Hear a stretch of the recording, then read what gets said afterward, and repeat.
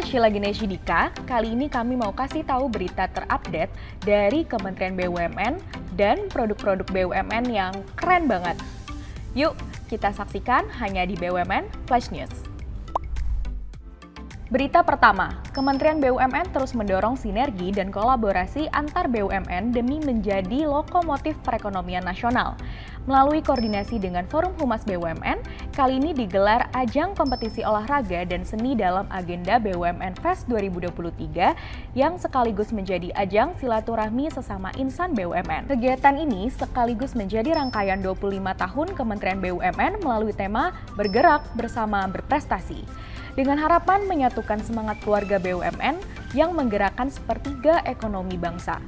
BUMN Fest 2023 berlangsung hingga 30 Juli 2023 di beberapa lokasi yang sebagian besar adalah milik BUMN, yaitu Brilliant Stadium Bogor, Telkom Landmark, GOR PGN, Daan Mogot, Lapangan Madia Senayan, GOR Bulungan, GBK Arena 123 Senayan, Velodrome untuk cabang olahraga. Dan untuk cabang seni, diadakan di Pertamina, PLN, BRI, dan juga Sarinah. Keberlangsungan kolaborasi dan kebersamaan antar BUMN yang terjalin selama BUMN Fest sangat diharapkan untuk makin mengasah prestasi para talent BUMN di bidang olahraga dan seni, guna menggerakkan Indonesia maju. Masuk ke berita selanjutnya. Bazar UMKM untuk Indonesia kembali hadir di Jakarta. Agenda rutin bulanan sepanjang tahun 2023 yang merupakan bagian dari perayaan 25 tahun Kementerian BUMN ini kembali digelar di lantai Rubanah, lantai basement Gedung Sarinah, Jakarta. Kali ini PT Bank Negara Indonesia Persero Tbk bersama PT Aneka Tambang Tbk atau Antam yang berperan sebagai penyelenggara pada bazar yang akan berlangsung sejak tanggal 27 sampai dengan 30 Juli 2023. Peresmian pembukaan Bazar UMKM untuk Indonesia ditandai dengan membunyikan otok-otok mainan tradisional khas anak-anak dari Yogyakarta secara bersamaan oleh Bank Keuangan dan Pengembangan UMKM Kementerian BUMN, Loto Srinaita Ginting, Direksi BNI, dan juga perwakilan manajemen Antam.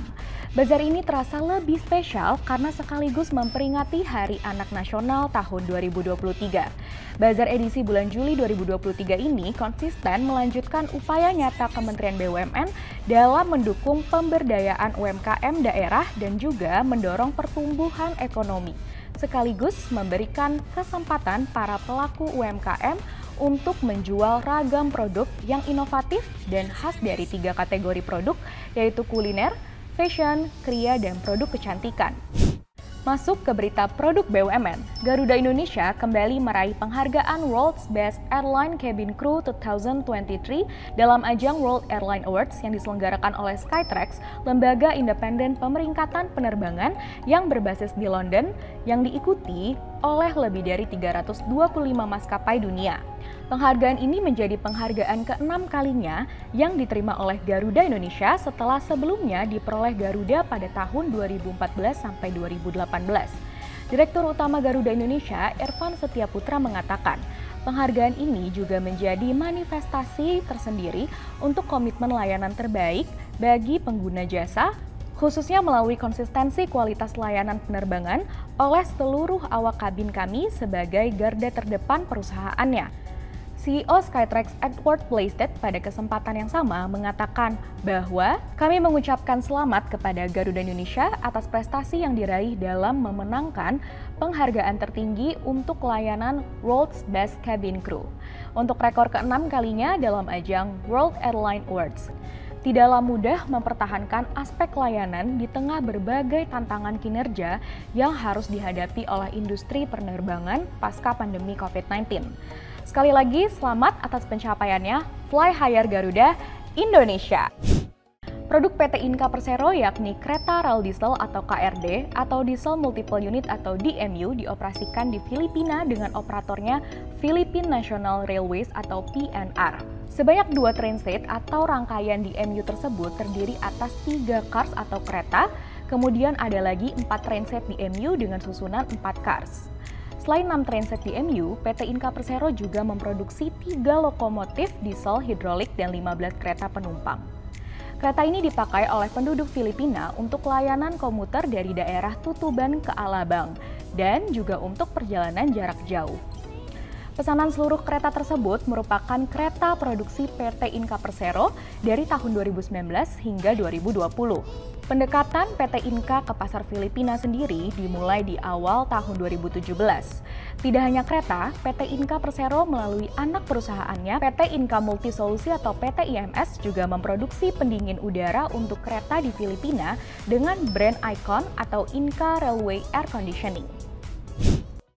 PT Pertamina Persero melalui subholding komersial dan trading yaitu PT Pertamina Patraniaga telah memperkenalkan produk bahan bakar kendaraan atau BBK baru yaitu Pertamax Green 95. Pengenalan produk baru ini dilakukan untuk pertama kalinya secara resmi ke masyarakat di hari Senin 24 Juli 2023 serentak di Jakarta dan juga Surabaya.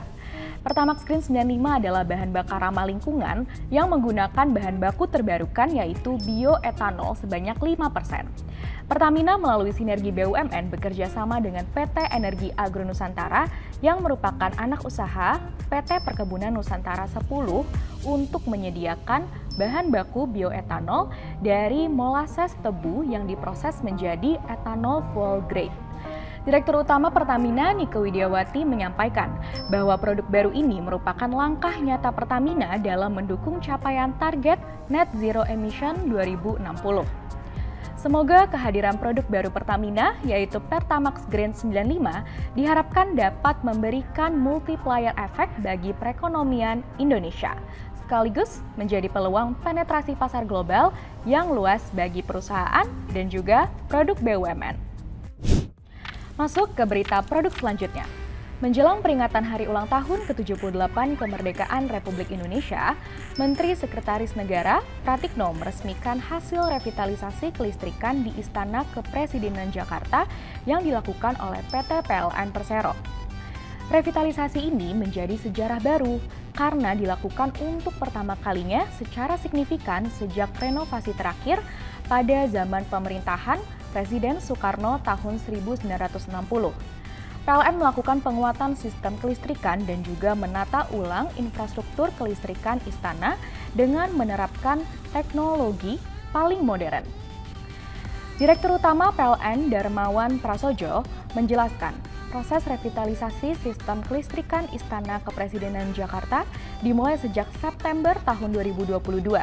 Kini, PLN memberikan sistem pasokan berlapis ke Istana Kepresidenan Jakarta. PLN menyiapkan 4 jalur dengan travel green tanpa minyak yang dilengkapi sistem automatic changing supply. Tak hanya itu, PLN juga menyiagakan uninterruptible power supply atau UPS anti kedip yang mampu menopang kebutuhan listrik Istana hingga 100%. PLN juga menyiagakan genset dengan teknologi terbaru yang senyap sehingga seluruh kebutuhan listrik di Istana Kepresidenan Jakarta dapat dipenuhi. Keberhasilan revitalisasi kelistrikan Istana Kepresidenan Jakarta ini akan dikembangkan pada sistem kelistrikan tempat-tempat vital termasuk nantinya di Ibu Kota Negara atau IKN Nusantara di Kalimantan Timur. Semoga revitalisasi ini dapat terus dikembangkan dan dapat dirasakan manfaatnya oleh masyarakat luas. Dalam rangka mendukung program prioritas nasional yang merujuk pada peningkatan kedaulatan pangan nasional dengan mengembangkan infrastruktur pasca panen di daerah sentra produksi pangan. Presiden Joko Widodo memuji sekaligus meresmikan sentra penggilingan padi modern. Modern Rice Milling Plant atau MRMP milik Bulog yang berlokasi di Sragen, Jawa Tengah. Sebagai yang terbanyak tersebar di Indonesia, MRMP tersebar sebanyak 10 unit di daerah-daerah sentra produksi padi Indonesia, seperti Jember, Banyuwangi, Sumbawa, Bojonegoro, Subang, dan 5 daerah lainnya.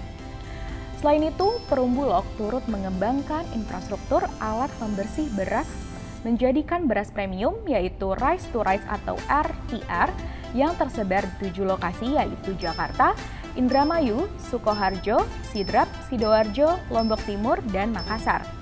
Budi Waseso, Direktur Utama Bulog menyampaikan, Bulog menjadi King of Rice atau Raja Perberasan Nasional. Untuk itu, Bulog sedang fokus kepada infrastruktur penggilingan dan juga pengolahan gabah beras. Presiden Jokowi mengungkapkan, sentra penggilingan padi modern ini akan memperkuat Bulog dalam menyerap sebanyak-banyaknya gabah di petani. karena sarana penyimpanan dan juga kapasitas mesinnya yang sangat besar. Satu unit MRMP Bulog dilengkapi dengan mesin pengering berkapasitas 120 ton per hari, RMU berkapasitas 6 ton per 3 jam, dan 3 unit silo berkapasitas simpan hingga 2.000 ton loh. Nah, kedepannya Jokowi berharap Bulog akan memaksimalkan penyerapan produksi petani sebanyak 2,4 juta ton dengan harga yang ditetapkan Badan Pangan Nasional. Demikianlah berita dari Kementerian BUMN dan juga produk terbaik BUMN. Sampai jumpa di episode BUMN Flash News selanjutnya.